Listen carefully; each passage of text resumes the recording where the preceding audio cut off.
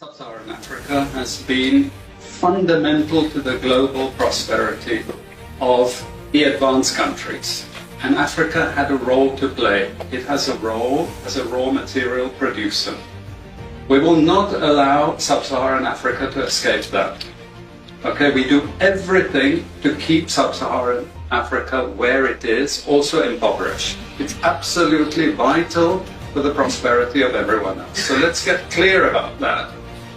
Okay, and this means all the economic structures, all the global institutions, and the economics we teach everyone is all designed to keep Africa exactly where it is. And whether it is Europe or US or now China, it's always the same. We need Africa to be impoverished because we need those raw materials and we need them dirt cheap. Okay, so that's the message. It doesn't mean to say that there's nothing Africans can do. Of course there is. This is what it's about. Because if Africa does do something different, I assure you living standards of all those in Europe and North America and Asia is going to fall. Okay? And that is a big price to pay. I assure you that the West is not going to allow that without a big fight. Okay, so the job of many Western academics is to convince Africans they have to keep doing what they're doing. Okay?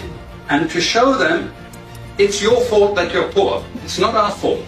It's your fault that you're poor. You know, so this is what we do in academic institutions. We know the basic forces that have caused this underdevelopment. We know it's colonization. We cannot afford to allow Africa to industrialize and start producing manufactures. Okay, so we will do everything to stop that. And I'm going to show you how we actually block that. We had East Asian rapid industrialization processes. So in the earlier period, we had Japan and Korea and Taiwan. Okay, rapid growth, sucking in raw materials from Africa, driving up the prices. And after those countries finished industrialization, then Sub-Saharan African growth rate again fell. Sub-Saharan Africa is condemned to this role, just the supplier of raw materials, not a manufacturer. The currencies are collapsing of these countries, and many of them are Sub-Saharan African countries. After colonization ended, we needed new structures to keep these countries where they were. Okay? And the first of those is aid. Okay? We give them aid.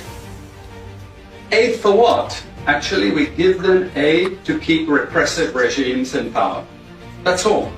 All the hypocrisy about transparency and democracy and bullshit like that, it's all bullshit. But it would go to country after country offering loans. And if the president did not accept the loan, they were killed. It's just economics.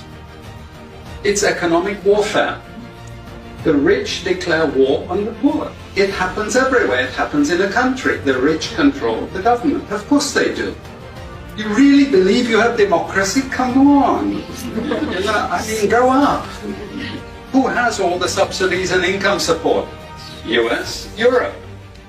The largest budgets in the world for supporting their farmers are Europe and US.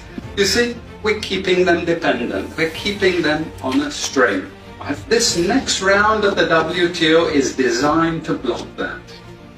To block anyone else getting on top of the ladder.